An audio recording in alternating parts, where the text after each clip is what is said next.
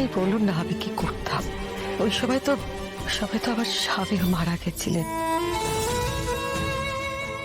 আর ওই সময় আমি অর্ককে নিয়ে একা, অর্ক ছোট, অর্ক অস্বাভাবিক আচরণ করছিল। সেই সময় আর্যই কিন্তু আমাদের পাশে এসে দাঁড়িয়েছিল, আমাদেরকেও ও আগলে রেখেছিল। এখন রাজনন্দিনীর শাড়ির যে ব্যবসা, তাও কিন্তু আর্যই ধীরে ধীরে তৈরি করেছে। ওই সব করেছে আমাদের জন্যে, আমাদের পরিবারের জন্যে। আপনাদের কি এখনো মনে হচ্ছে যে আর্য খুব অন্যায় করেছে? বলুন না, সবটা শোনার পর আপনাদের যদি মনে হয় যে আমার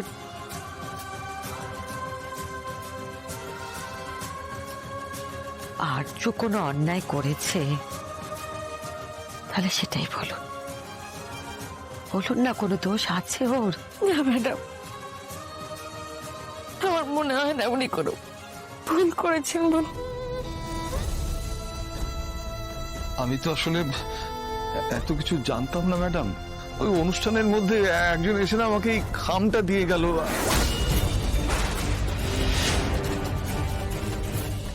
আর বলে গেছিল যে এটা দেখুন। কি দেখবো? আপনার মেয়েকে কার সাথে বিয়ে দিচ্ছেন এটা দেখুন।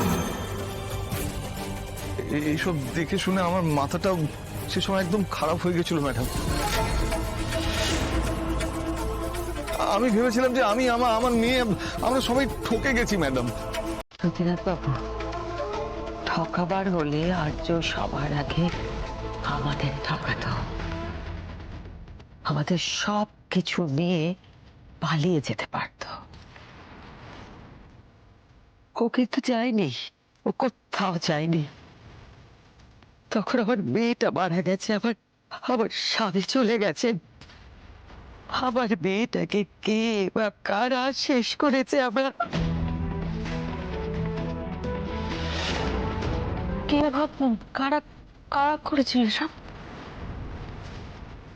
সবার কথা জানি না, তবে এদের মধ্যে একজনের নাম মেঘরাজ।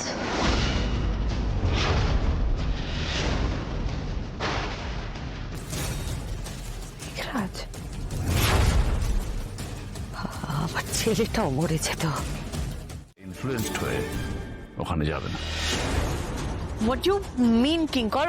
অন্য কারোর কথায় মানে? আমি কাউকে মিন করে বলিনি মানসি, যাতে জটিলতা না বাড়ে সেই জন্য কথাগুলো বলতে বাধ্য হলাম। কিঙ্কর, তুমি কিন্তু আমাকে ইনসাল্ট করছো। এইভাবে তুমি আমার সাথে কথা বলতে পারো না। আমার কথায় খারাপ লাগলে আমি এক্সট্রিমলি সরি মানসি, কিন্তু যেহেতু স্যার আমাকে কথাগুলো বলতে বলেছে সেই জন্য বলতে বাধ্য হলাম। আমি এমন কোনো কিছুতে অর্ককে এনকারেজ করবো না যেটা ওর দাদা বারণ করেছে। Excuse me. অর্ক, তুমি কিচ্ছু বললে না? এইভাবে কিঙ্কর অপমান করলো, তুমি চুপ করে দাঁড়িয়ে রইলে। তোমার কথা বলছো, তোমার জন্য আমাকে মার কাছে কথা শুনতে হলো। সে যে যা খুশি বলুক না কেন, তুমি কিঙ্করকে এইভাবে যদি কিছু না বলো তাহলে ওর আরো সাহস বেড়ে যাবে, আরো অপমান এসব করবে। পরের কথা। আমাদেরকে অপমান করেনি, বরং আমরা মা আর দাদার কথা অমান্য করেছি। এটা ঠিক হয়নি। কি অদ্ভুত অর্ক! আমার অদ্ভুত লাগে মানসি, আমার অদ্ভুত লাগে।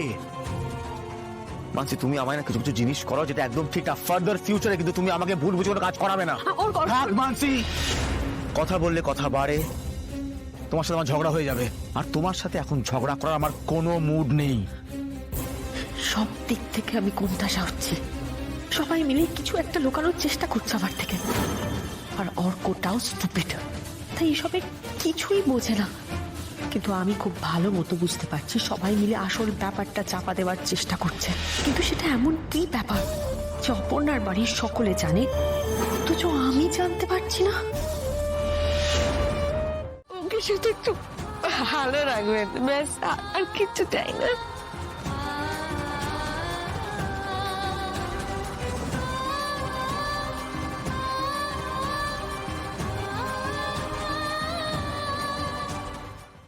দেখুন, আমাকে নিয়ে ওনার যা কিছু সমস্যা, আপত্তি, প্রশ্ন, এগুলো কোনোটাই কিন্তু অযৌক্তিক নয়। আজকে আমার বয়সটা হয়েছে, অনেকদিন পৃথিবীতে আছি, এখানে আছি মানে অনেক অভিজ্ঞতা হয়েছে, নিজের একটা ইতিহাস হয়েছে। আর ইতিহাস বইতে বইতে আমিও একটু ক্লান্ত হয়ে পড়েছিলাম।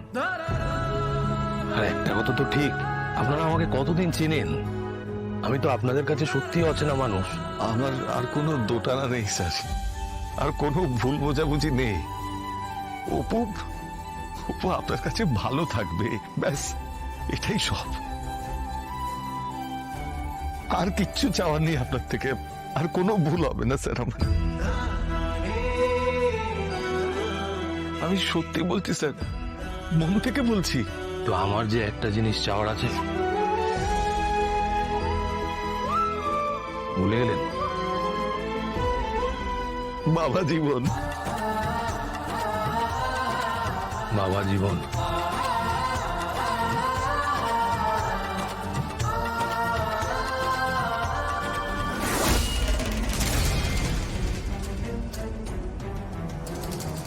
ব্যাস, কোনো কথা কিন্তু আমি আর শুনতে চাই না। এবার সোজা ওরা দুজন বিয়ের পিঁড়িতে বসবে। হ্যাঁ, না, তার আগে একটা কাজ আছে মা। জানি। অপর্ণায় ইউনিভার্সিটিতে ভর্তি হবে আগে। মাস্টার্সের জন্য। ইয়েস। আমি বলছিলাম কি, ওসব নয় পরে হবে, আগে বিয়েটা ভালো মতো মিটে যাক।